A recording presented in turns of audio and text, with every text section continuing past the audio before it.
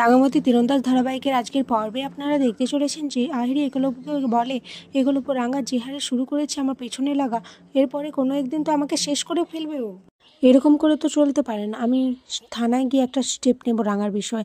একলব্য তখন এটা শুনে বলে, দেখো আহিরি, তোমার ব্যাপারে আমি কোনো ডিসিশন নেব না, তোমার যেটা মনে হবে ভালো তুমি তা সেটা করবে।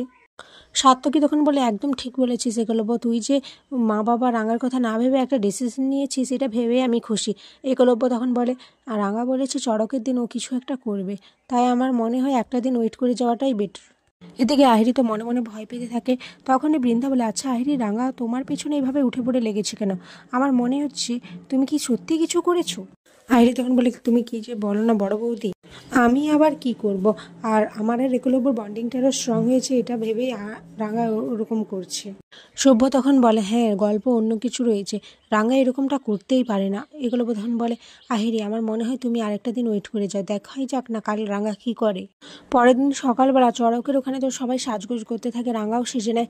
বুধন তখন আসে রাঙার কাছে, এসে বলে, রাঙা তুই যাদেরকে ঠিক করতে বলেছিলিস আমি ঠিক করে নিয়েছি। এদিকে রাঙা সেই দুটো লোককে বলে, দাদা আপনারা কাজটা করে দিতে পারবেন তো?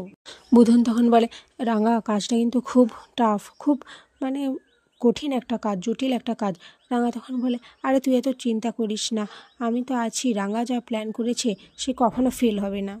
এদিকে অনুষ্ঠান শুরু হতে ও বাড়ির সবাই তো চলে আসে, একলব্য রাঙা প্রমিতা ওরা সবাই তো চলে আসে।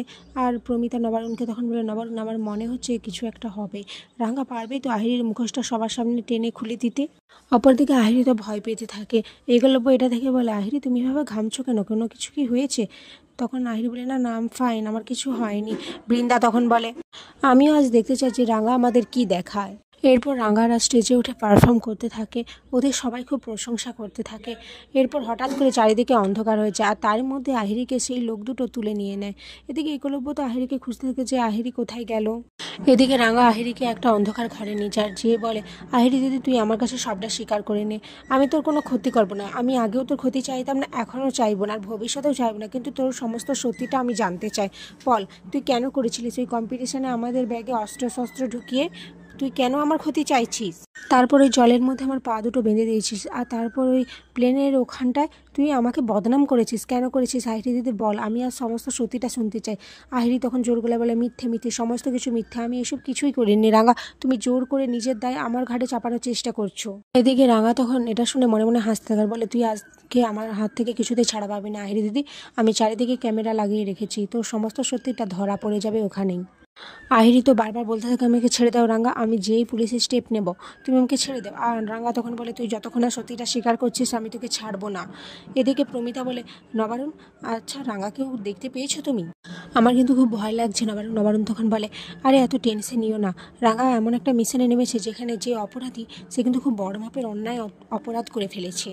এদিকে একলব্য তো আহিরি আর রাঙা দুজনকেই খুঁজতে থাকে, কারণ একলব্য ভাবে যে রাঙা যখন নেই তার মানে আহিরও নেই, আর আহিরি নেই মানে রাঙাও থাকবে না।